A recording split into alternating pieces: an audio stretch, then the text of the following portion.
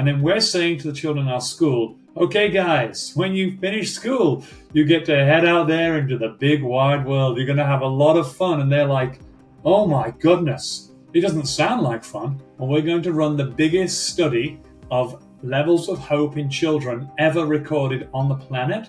And those results will come out at the end of this year. But unfortunately, when our focus is on grades, points, scores, percentages, rankings, the PISA scale, all these things, we focus on the wrong things. We do not develop students who can go out there and survive and thrive in this world. We just don't. So I realized that half of India is offline. They can't go to school. They haven't, they're not going to school, and the teachers have not got the technology. So I spoke to my board chair and I said, I'm just about to teach a lesson online. I'm going to put a link out to the families in the school. Are you okay if I send the link out to the world on LinkedIn? It's almost impossible to teach values to your kid. And she said, I didn't realize there was a Montessori teacher working here. And I said, I'm not a Montessori teacher. What is a Montessori teacher? And she said, you are a Montessori teacher. You just have no idea. I suggest you go visit a Montessori school. Showing vulnerability equals building trust. Building trust lowers anxiety. Low anxiety equals deeper learning. Deeper learning is what we all want. Welcome to Masters Decoded Season 4. What was your wake-up call? What got you to all of Honestly, How do you overcome self-doubt? so first and foremost, How do you do that emotional quotient? How do you bring that up?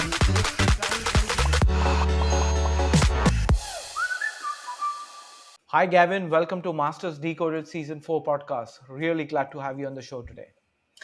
Thank you. I am honored to be here. Gavin, before we started recording, you mentioned you had a keynote, and I would love to know about the topic and the conversation you had during that keynote, which was the World Education Summit. So, can you share a little bit about what you spoke in that conference? Yeah, look, it was just a few days ago, actually, and I was presenting with someone called Neil Hawkes. He's the inventor, and I would recommend to have him on your podcast at some point in time. Dr. Neil Definitely. Hawkes is from London, and he was the inventor of values-based education, VBE. Recently, I created a course on Upschool, which is my platform, where children get to write a book to change the world, and they publish it, and it's sent and shipped all over the planet. And it involves the children choosing a value and then writing a book about that value. So, kindness, love, empathy, determination, perseverance, compassion. These things they're lost actually in the world, and they're very important. They're hard to teach. You can only teach them through experience, and sometimes that experience is quite painful. And so children get a chance to reflect on what they've learned in their lives and then write a book about this thing. And so me and him were delivering an address at the World Education Summit about how values and literacy combined can allow children to change the world. It was very interesting. He's a dear friend of mine as well, so really well-spoken, interesting guy. And it's a topic that I think is really poignant at the moment. Values, what are values? How do you teach them? That's very tricky indeed. But yeah, it was really interesting to do that keynote with him. No, you bring out a very good point, and it's so right now on top of my mind, and it's been disturbing me, to be very candid. I am part of a selection committee of sorts, which is working with an NGO in India.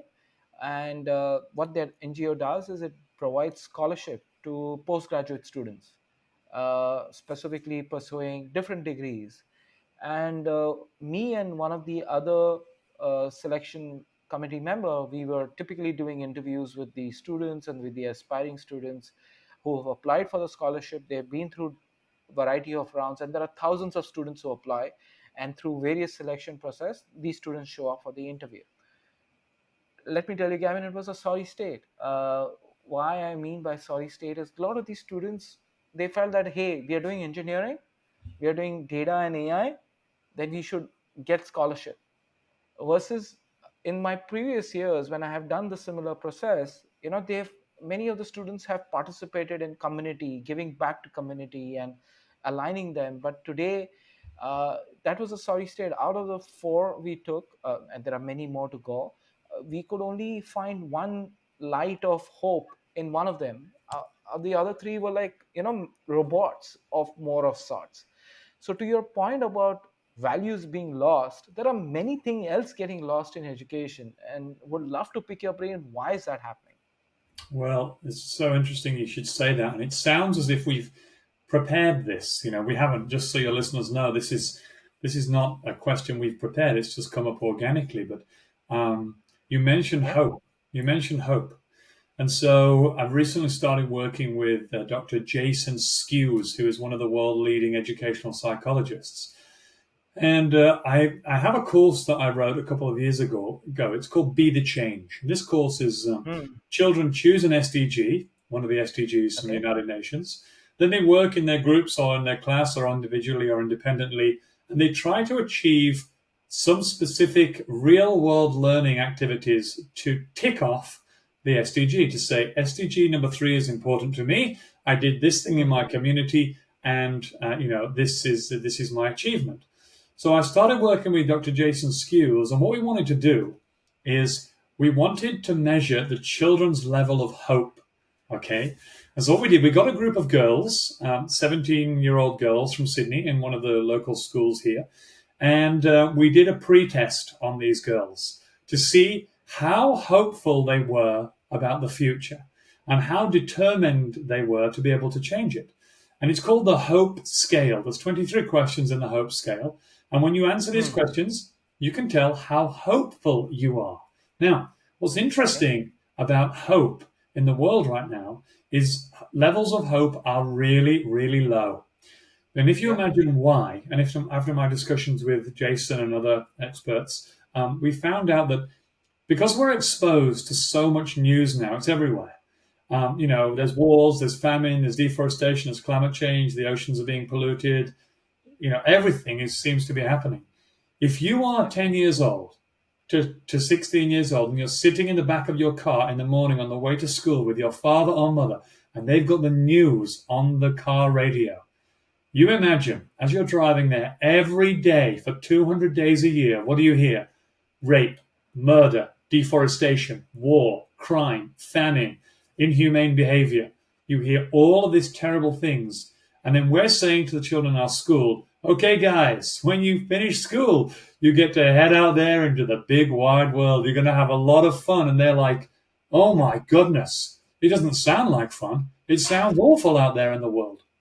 So, what we want to do in this study, and it'll be the first of its kind, we actually want to see the levels of hope in the children before and after taking on some real world learning where they actually get to play a part in changing the world.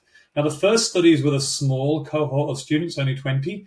The second Yep. one, which I'm doing with Dr. Snail Pinto, who you may know, she's the owner of Ryan Schools.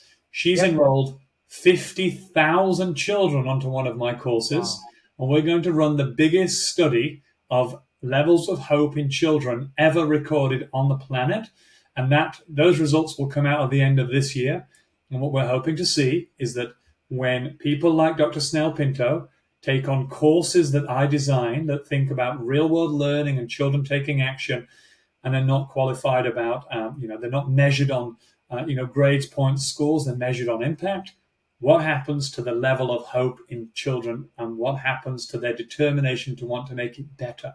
And we hope, for want of a better word, we hope that their levels of hope increase. And therefore, that will say to the world, all the educationalists around the planet, if you want your children to walk out of your schools with a better well-being and mindfulness around how the world is looking, then you need to give them learning that looks something like this. So it's very important. But I don't want to be doom and gloom. But unfortunately, when our focus is on grades, points, scores, percentages, rankings, the PISA scale, all these things, we focus on the wrong things. We do not develop students who can go out there and survive and thrive in this world. We just don't. We provide them with the metrics of success that say if you achieve top scores, you will do well, and that is not actually the truth at all. So just building on, and there are so many things which you've said, and I would love to double click on each one of them. But before we go ahead, the study which you conducted on 20 students, how did that fare when the students, the pre and the post, what mark difference do you Well, we've see? only done the pre-test at the moment. Yeah. The children Oh, right now are doing the work, and in okay. 5 weeks' time, we will do the post. And so I will feed back to you. Maybe I can come back on your podcast again and tell you Sure. exactly what happened. And the idea is, I do so many keynote speeches at so many conferences that instead of going along with anecdotal evidence, which is what I normally do, I say we did this with these kids and this thing happened. Now Yeah. I'm going to be going with we did this thing with these children, and here is the science behind what happened in their brain, in their neuroplasticity, in their hope for the future. Because anecdotal evidence is very good and it gets you emotion. Your Yeah. emotions are pulled when you learn that some children planted a forest, or they renovated some land or saved the biodiversity. But when you know that real white paper studies have been written about this and it's based on something that you put together, then people take note. And when you've got someone like Dr. Jason Skews and you've got Dr. Snail Pinto coming along to these kind of studies, then you can really make big shifts in education around the world. Ryan Schools has Yeah. 250,000 kids in their school. 250,000. Yeah. So, if it works in Ryan Schools, it will literally work everywhere. It should. And if any other educator defines or decides that it's not going to work, it's probably their fault. Uh, just now, you also mentioned about upschool. For the benefit of, I know what upschool does because I've done a little bit of research on the upschool. What is upschool all about? Is it like any other school or any other education platform? Which I don't think so it is. So in your own words, do you want to share what upschool does? So the first thing to say is I'm not a salesman. So I've heard there's a lot of educational platforms out there. So I'm not here to Yeah. try to persuade your listeners. Hey, by the way, we do something that's really great. You should come and tune in and have a look. What the origination of Upschool was this. I'm a Montessori Hmm. teacher. I was Yeah. working as a principal in a Montessori school. I had a few hundred children. COVID came around, and we were told to teach online very quickly. Hmm. Now, a lot of my teachers weren't aware of Zoom and technology and all these things. So I took the leading role in taking the first classes for the first week and said, look, I will take the majority of the classes or some of the classes, and you can watch. And I'll show you how to use Zoom and how to use the overhead camera and all of this stuff. And it was a real revelation because one thing about Montessori that your listeners need to know is this. There's lots of things that are unique about Montessori, but there's one Hmm. underlying factor which makes it very, very unique indeed, and that is this. The success criteria of the students in a Montessori class, regardless of what work they do, is not how neat it is, how perfect it is, and how many you get correct. It is not that. The qualifier of success in Montessori for the children is how will the work that you have done make the world better? And if you can tell the teacher as the child, I want to do this and it will improve the world like this, the teacher will always say yes, no matter how small or big. If I want to make my grandma smile, the world becomes better. If I want to plant a forest with 50,000 trees, the world becomes better. Anywhere on that scale, the teacher will Nice. say yes. So that's the first thing to say. So we're going to COVID, and I'm teaching the lessons online. And by this time, I've got 50,000, 60,000 followers just on LinkedIn and, whatever. So I realized that half of India is offline. They can't go to Yeah. school. They haven't, they're not going to school, and the teachers have not got the technology. So I spoke to my board chair, and I said, I'm just about to teach a lesson online. I'm going to put a link out to the families in the school. Are you okay if I send a link out to the world on LinkedIn? Is that fine? Because a lot of kids can't go to school today, but I can have 20,000 children in this Teams meeting. The board chair was like, Gavin, go ahead and send it out there. So I put the Wow. link online and I go to teach my lesson on photosynthesis. 14,500 children turned up for the first class. 14,000. Now, because I'm a school principal, I've got child protection sorted out. So it's a one-way lesson. There's only me talking and they're listening. There's no interaction. So there's no risk of having, some strange person turn up in the middle of a class. But I saw the counter. I could see there were 14,500 kids in the lesson. It's like, oh my goodness, this is ridiculous.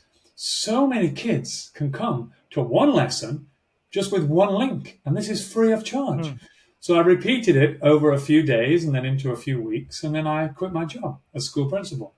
And me and my dear friend Richard Mills, we had a lot of conversations on my way home from school in the car. And I said, like we decided that's it, we're going to open Up School. And Up School basically is a site where two things happen. Education is completely free, number one, for everybody who comes along. Number two, all the lessons and the courses the children do are aligned with the SDGs from the United Nations. So in India, they meet the NEP 2020 like this, no problem. Yep. But number two, all the learning is purposeful, meaning that the children do this academic learning, they do all this wonderful stuff, but they change the world. Every single lesson, every single course, they get to do something that make the world better. And so we've got about 140 courses there now. I've written them all myself, and I've tried to travel to the most extreme parts of the world to deliver them. So this year I've been to Antarctica, I've been to the North Pole, I've been to Costa Rica, I've been to India. I've been all over the planet trying to record all this content because there's so many kids who are learning about the ice caps melting but will never, ever see a piece of ice in their life. So I wanted to be the teacher that brings it into their schools. And just so you know, totally free. There's no catch, there's no hook, there's no, hidden agenda. We've got around about 250,000 children already coming to the school every single day. We've got tens of thousands of teachers coming, and we've also got over 180 countries. So, there's a lot of educational websites out there that are providing stuff. I will safely say with my hand on my heart, because I've made every single piece of content myself, in my opinion, quality is outstanding, like you won't see anywhere else in the world. It has the academic setup behind it.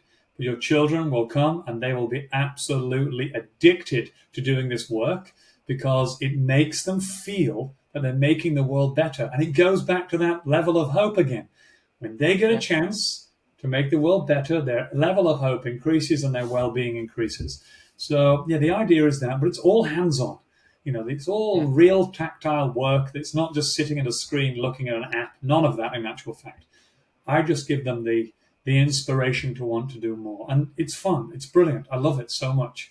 A lot of work, but I can see the world changing, and it's nice that you know all about it. And you've asked me to talk about it on here because if there's any teachers, any parents out there who are looking for something, then please go to upschool.co and you'll find a lot of things that, I'm very proud of and I hope that they enjoy. No, me being a parent, and we will have summers break coming in pretty soon, probably in a month's time. And often my children, they say, hey, I have two of them, and then I have two nieces at home as well. And they say, hey, we want to join summer camps. And we try to say, okay, go ahead and join some of these programs, which can help them build themselves better, but also go ahead and help build their future better. And I'm sure I'm going to be having some of them take the upschool programs because what you're explaining, and this is something which I am seeing with my child, with my younger one. We've got him introduced to plants, and today he has it's like I can see my child who's 11, 12-year old. Even if he sees a small sprout coming out of the soil, he feels so happy that something he's nurtured with his own hands. It feels like he's giving birth to a baby. And I can see that same smile on his face every day. And teaching a child how to take care of plants, how to take care of something which cannot speak, and is a living thing but doesn't speak, cannot do anything. Like he was growing spinach in the house, and the crows and the sparrows came and ate all the spinach, and he was very dejected that my spinach is all destroyed. But we kind of said, it's not destroyed, probably what you grew has been a food for the birds, right, which came and took it. So he now has an appreciation, and he says, okay, if I grow and if these things which are going to be eaten by either the animals or the birds, then he'll be more than happy to contribute. So to your point, teaching children these basic skills is so profound, and it helps them learn so many things, not just one thing, which is growing plant. And there's so many learnings which comes across. Well, let's stop there for a second and think about this, because you got an interesting point there. So, at the very beginning of this podcast, we talked about the fact that we were trying to instill values into our children, right? Now, Yep. just think about this. It's almost impossible to teach values to your kid or your child, right? You Yep. can't. In fact, it's been Yep. proven. The only way they learn values is by experiencing them. So let's Mm-hmm. say you're in my class and I want to teach you to be empathetic, right? I can't just say, hey guys, today we're going to learn about empathy. Here's a worksheet. We're going to color it in and label the things that are empathetic. Now, guys, you are empathetic. Well done, grade A. It doesn't work like that. But in the No, it process that doesn't. you've just explained, and I take my hat off to you as a parent because you've done an amazing job in a non patronizing way. But just think about that. Your child grows a spinach and a bird comes and eats it. Now, there's two choices there. You can then say to your child, well, we can put a cage around the spinach so the birds can't get to it. Or we can say to our child, well, why do you think the birds came? Let's talk about that. The child, we don't tell them. We just ask that leading question. He says, I don't know. We'll say, well, why don't you go find that out? He goes to the library, he finds a book on ornithology, he researches crows, and he realizes that crows feed their young spinach or kale or lettuce when they're first born. You then have this conversation. He says, Dad, Dad, Dad, I know why they came now. There's a nest somewhere with some baby hatchlings in it, and the crow needs to feed them so they can then grow. And my spinach is going to a good place, Dad. So suddenly he Yeah. sees the world through the eyes of the crow. And what is that? That's empathy immediately. That's empathy. Yep. And so, this is what we're talking about, that all of these wonders that you see everywhere, it's about asking the right questions, letting the child go to find the answers, and then realize what it is they've just done and the wonder of that. We've lost the wonder a little bit because everything is on a screen, and Yep. the wonder has gone. But the reality is that we are beings with senses. We've got senses. We've got touch. We've got taste. We've got smell. We've got emotions. We've got this sense, and our children need to feel in their heart, what it is to do this work. And when they feel it, then it's going to be something that they want to continue doing because emotions are very powerful. It can be something just reflecting on the crow when it comes in the morning to collect the kale or the spinach every morning and putting yourself in the shoes of that. And they're very important. And unfortunately, we're losing that magic. But with this kind of work that we're doing at Upschool and that you're doing as a parent, and many teachers are doing this too, we can get it back. We can get it back. And it's, in essence, it's about getting our children hooked on the wonders that exist out there in the universe and then learning from it, using it as a catalyst, as a springboard. And I don't think so. You and I both, in this conversation and this conversation as it's evolving, are not saying everything what our children are learning today is bad. It is important, but to your point and to this conversation we just had, we can't forget our basics. We can't forget the basic things which we all grew up with, right? I often miss my child. We used to go down and make something out of nothing. If there was dirt, we would make castles out of dirt and play around with certain things around it and have fun with it, right? Today we miss that because it's all concretized. There's not much of dirt around anymore, or sand anymore, which children can play, or they can go to parks and they can just go ahead and work on swings. But we used to, and now we give them equipments like cricket bats and baseball bats to go ahead and play. We never had that. We didn't have the means, or our parents didn't have the means. So we will take any branch and we would make a ball out of something and we would play, right? But these things have evolved, and we are not saying that's bad, but we need to teach our children or give them an opportunity to explore the human aspect more and more. I think you and I are saying the same thing, but it's just that human aspect shouldn't be forgotten, for them to explore and understand more and be the child again. I think that's the essence of this conversation. Yeah, Just there's a very famous story where a child is sitting on the floor and playing with the dolls. Okay, two princesses, a little girl. Maybe she's 6 or 7 years old, and it's time for school. She's on the floor, and the dolls are talking to her pet cat, and she's in a wonderful world in her mind of imagination and creativity where anything can happen in a child's imagination. And the mum Yep. says to her daughter, come on, put your shoes on, it's time to go to school. The child ignores her because she's in a flow state, she's a child, and she's in a creative wonderland in her mind. And the mum says, grow up. It's time you grow up. And the child says, grow up? I'm 7 years old. I'm not ready to grow up yet. And this is the big problem, that as adults, we forget how amazing it is to be a child with that wondrous world where anything is a possibility. And we go into this kind of linear tunnel where we need to be successful and get money and buy a house and buy a Tesla and da da da da da.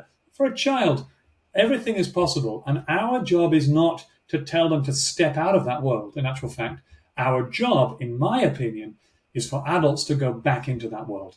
And if you grow up too quick and you forget how beautiful it is to be a child and to laugh and to cry and to get your fingers dirty and jump in puddles and swim in the river, then unfortunately you're not living your best life, in my opinion.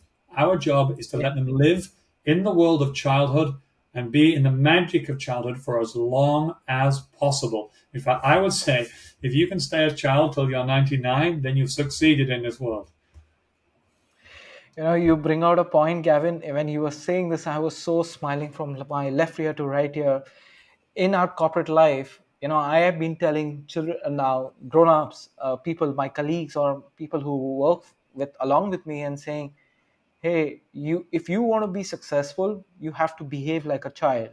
Because as children we explored, and the world was our imagination and we could imagine things. And now with the world of technology and AI and all these fun pieces which are coming across, if you stop imagining, you will not be able to grow your career. So to your point that, if you can be a child, I always say I'm a child at heart. This podcast for me is like, it's my childhood imagination that I have conversations with people like you. So how can you be that child at heart? So this is amazing. Just switching a little bit, what got you to Montessori?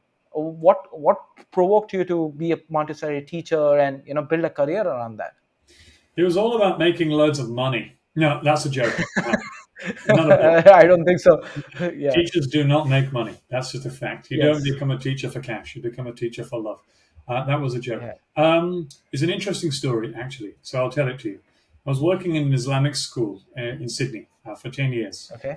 And it was beautiful. I just loved it so much. Like, the children were refugees, lots of them coming from Libya and Syria and Afghanistan and Iraq. It was during the war and there were lots of things happening.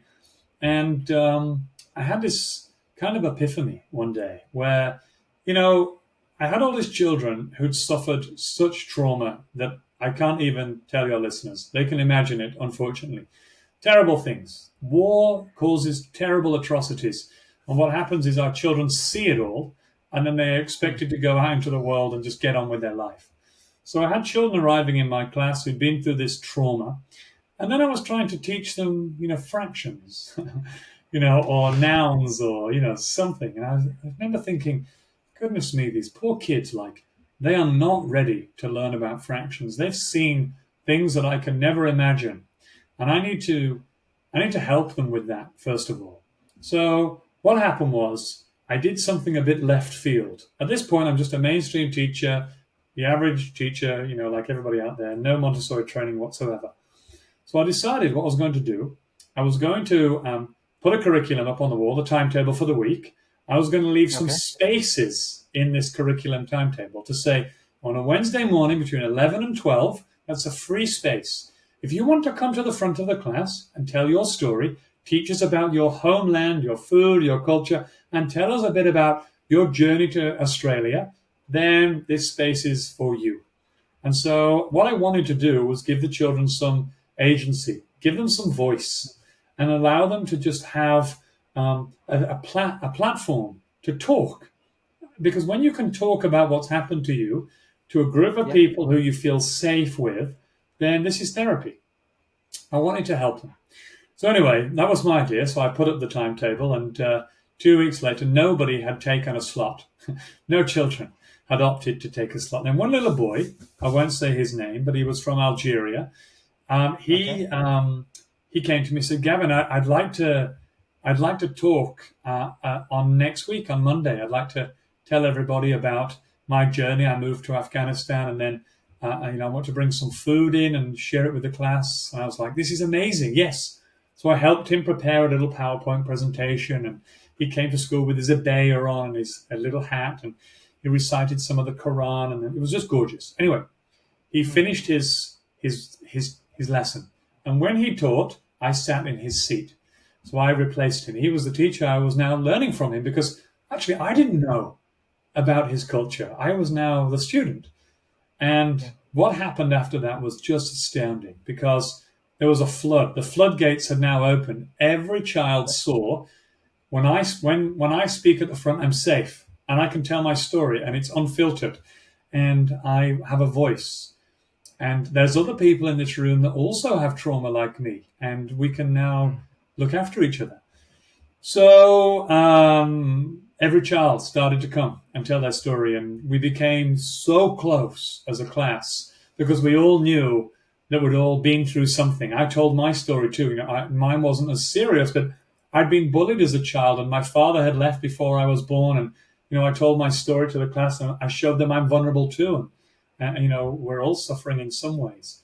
We became so close that it was a real safety. The class was just gorgeous.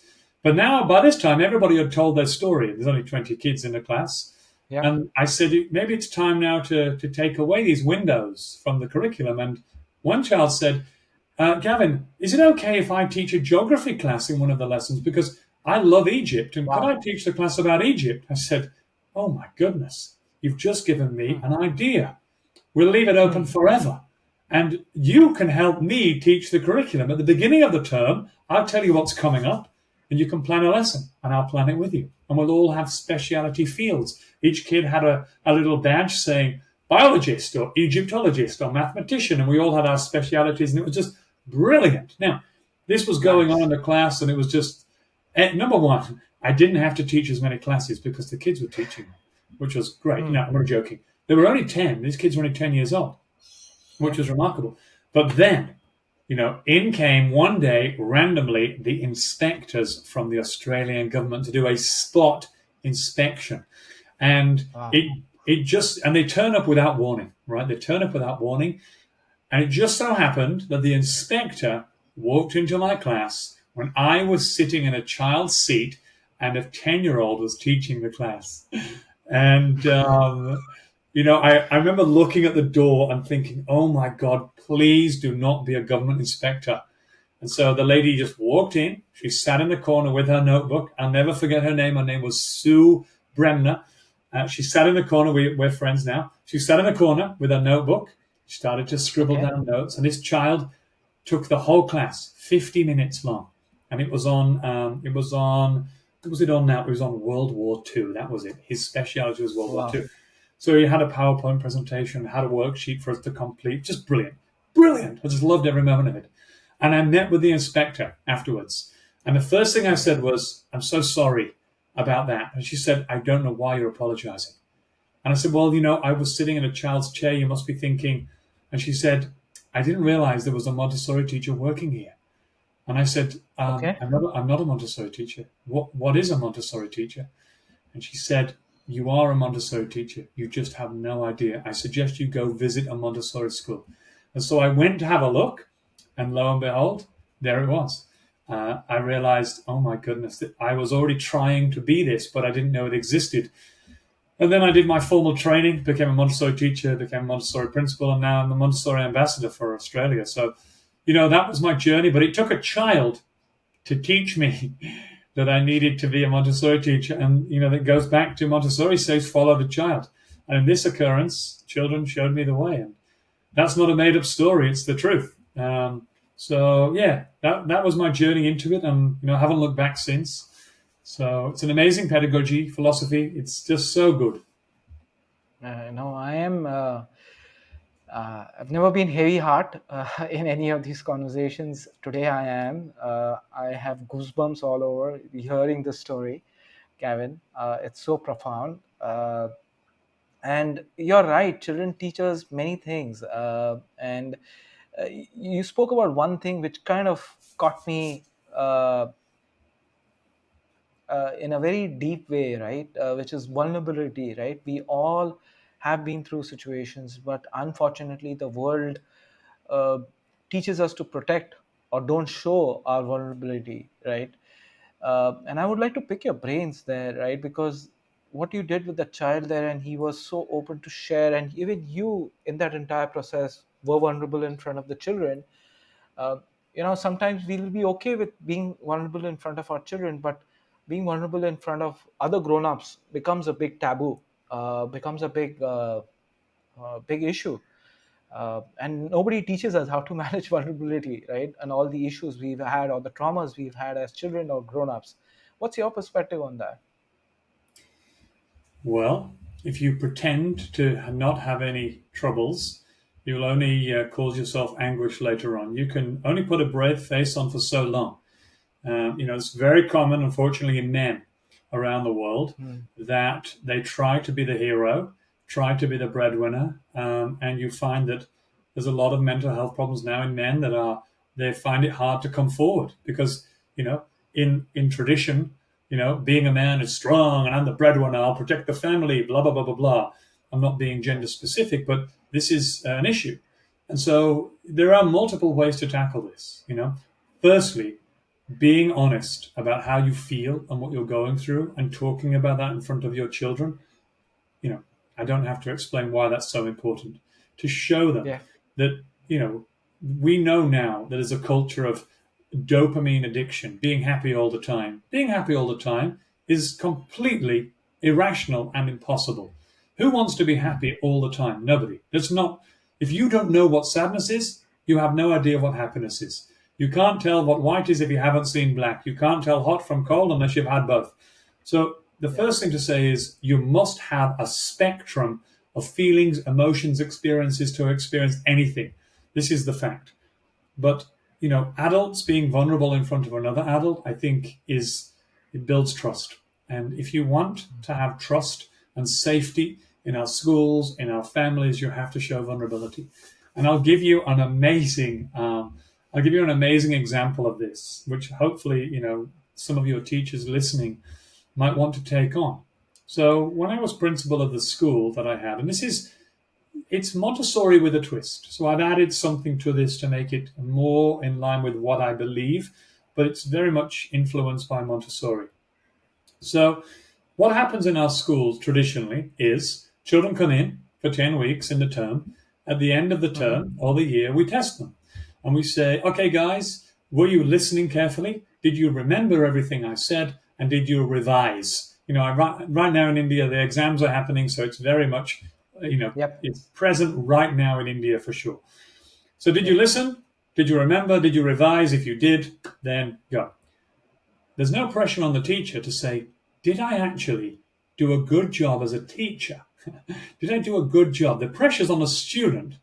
The reality is that the teacher needs to be able to teach to all the children, needs to know their Yep. their teaching status, needs to know their profile, their learning difficulties, their background, their home environment, all this stuff, right? Was the school equipped to teach to their needs? But the pressure's on the child when really the pressure should be on the school or the teacher, or it should be an even split. So imagine this. Imagine this scenario. And you don't have to imagine because we did this in my school, and schools are doing it all over the world right now. I've been doing training on exactly this to lots of teachers all over the planet. So imagine this scenario instead or alongside exams. The beginning of the term, you're one of my students, okay? And I meet with you and say, hey, by the way, hello, welcome. I'm your teacher this term, and this year we're going to have a great time. But I need to be a great teacher for you. And what I want to do is give you the curriculum. This is, it's a high level overview, just some bullet points. This is what I'm going to teach you. Are there any things that you really love? And you say, you know what, Gavin, I love going out. I love going out of school of nature. And I say, thank you, I'll just write that down. And you say, I love video. I love watching videos of things. They get me so interested. So, you know what, thank you for telling me that. No problem. I'll try my best to include this term in the curriculum with you. Okay, go. So the term goes on, 10 weeks have happened, and we come to the end of the term. Now, in the last week of term, instead of having some formal assessments or tests or exams, the children have a project in the last week, and they choose Okay. a a passion project for the week, for the whole week. You say anything this term that's really got you in your heart that you love. I'm going to allow you to do a project, and you've got the whole week to do it. And you can work with who you wish. You can work on the floor, standing up. You can work wherever you like. I'm going to give you complete freedom in the classroom. But at the end of the week, you're going to present your project to the class. And you're going to tell us about what you've done, who you worked with, and why you love it so much. And we're going to learn from you. Now, the reason you do that is in that last week, you need to free yourself up as the teacher, because you're going to offer every child a 30-minute window to sit with you as the teacher, right? And this is what you do in that 30-minute window. You and me, we're going to meet. All the rest of the class is working on their projects for the entire week, which means I, as the teacher, do not need to teach anymore. I'm just being a supervisor. But it gives me space to meet with each child individually for 30 minutes. So I meet with you. In the first 10 minutes, I ask you, hey, by the way, did I do a good job as a teacher? I want you to be honest. What are some of the things that I did that you liked? And what are some of the things I did that you didn't like? And I want you to be honest, and I'm not going to be offended, and you're not going to be in trouble. So you say to me, Gavin, I love the way we went on an excursion to the zoo. That was great, but I would like to go out more. I did tell you about that, but we only went out once in 10 weeks. I've said, I'm so sorry about that. I'll try my best next term to go out more times. And the child might say, and there was a few times when you shouted at the class, you got angry. And when you shout, it makes me feel nervous. And the teacher says, I'm so sorry about shouting. There was a couple of days where I didn't get a lot of sleep and I was so tired. I just had a baby and the baby is awake all night. I apologize.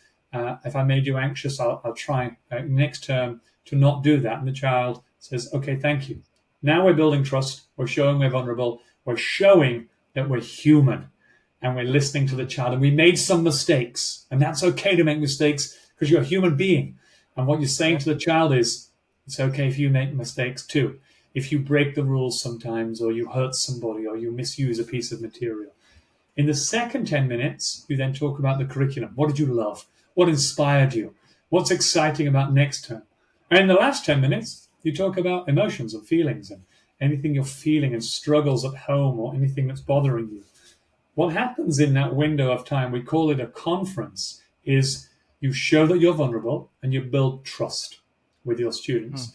You do that for 2 terms and you find your class will completely change. Every child will know 2 things. Number 1, it's okay to be human. And number 2, my teacher is also a human. And therefore, I need to be empathetic to him or her, and he will be empathetic to me. And you find a different classroom then, completely different. And we've tried this for years.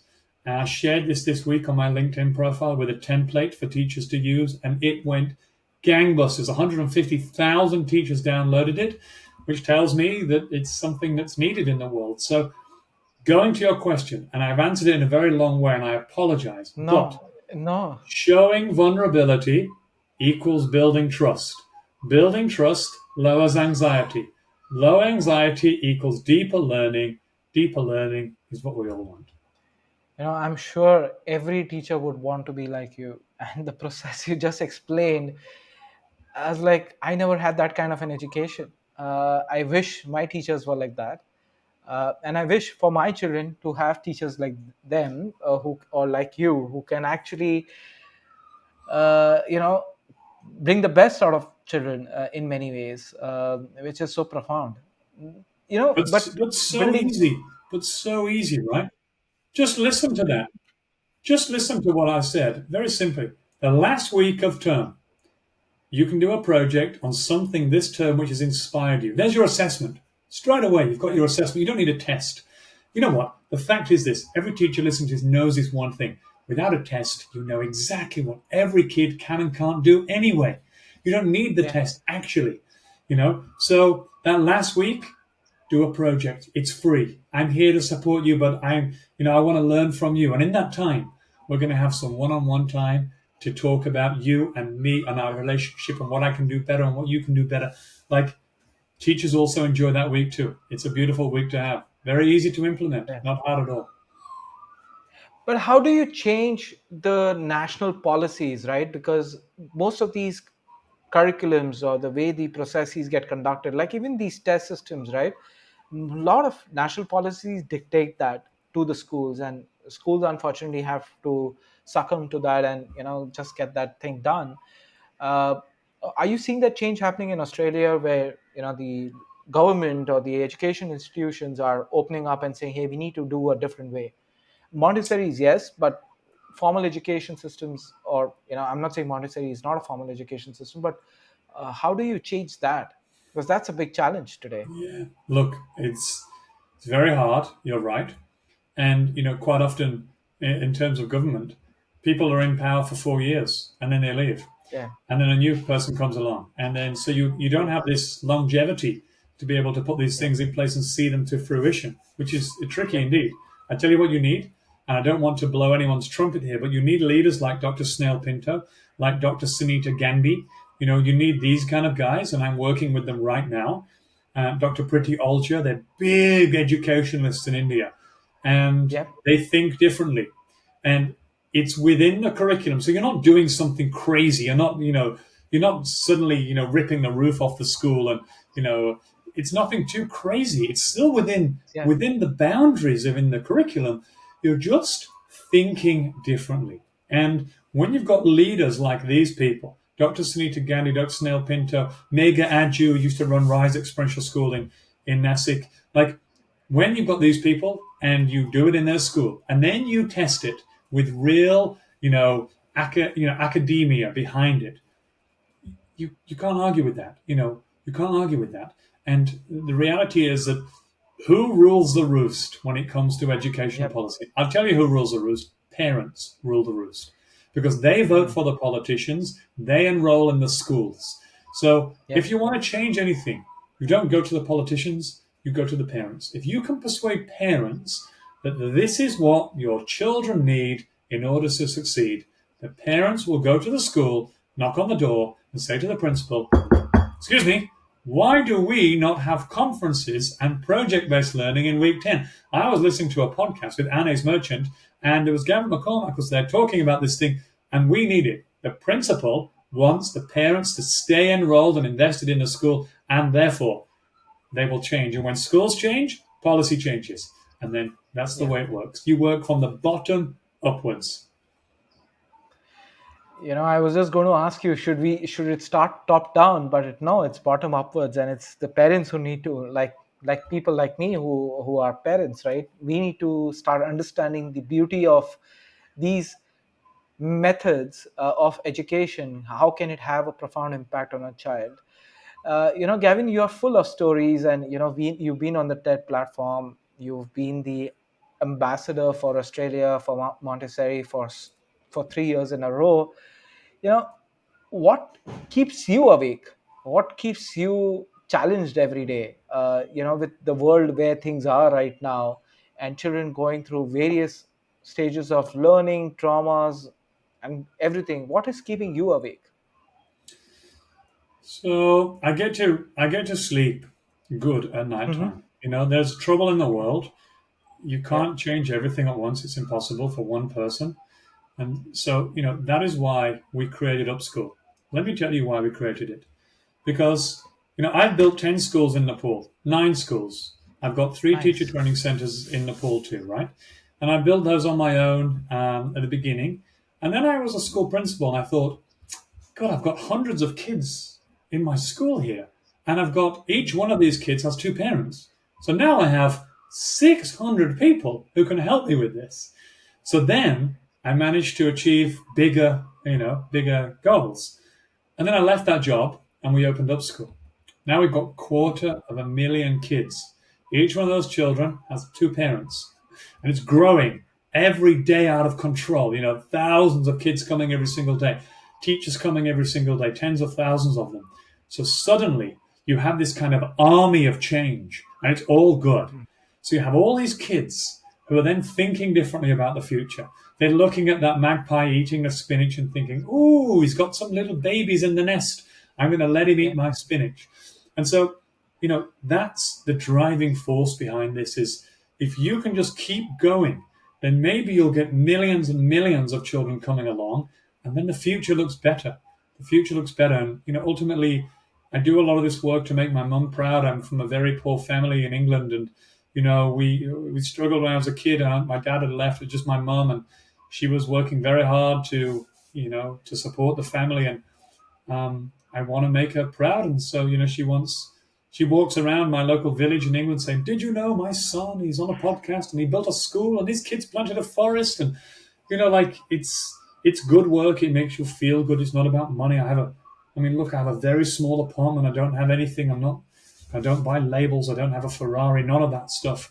I could go pursuing money if I wanted, but I wouldn't be happy ultimately. That doesn't make you happy. What makes me happy is getting a screenshot of a child in Bangalore who's just published their first book on the Upscore platform about a bumblebee that finds, her baby that she lost in the forest. That's what makes me Wow. happy. And, like I'm getting this every day. So I'm getting my emotional cup is full, and you inviting me onto your podcast and getting me to talk to your audience, and them listening is, it's humbling. It's this kind of work. It's good. It feels good. So if it feels good, you do it. No, Gavin, you're super busy. I know that. And it's been an absolute honor. I don't want to end this conversation, actually. I just want to go on and pick your brains in many different areas. My heart is heavy. I didn't expect this conversation to turn in this way today, but it has. And I'm sure I'm going to be a better parent.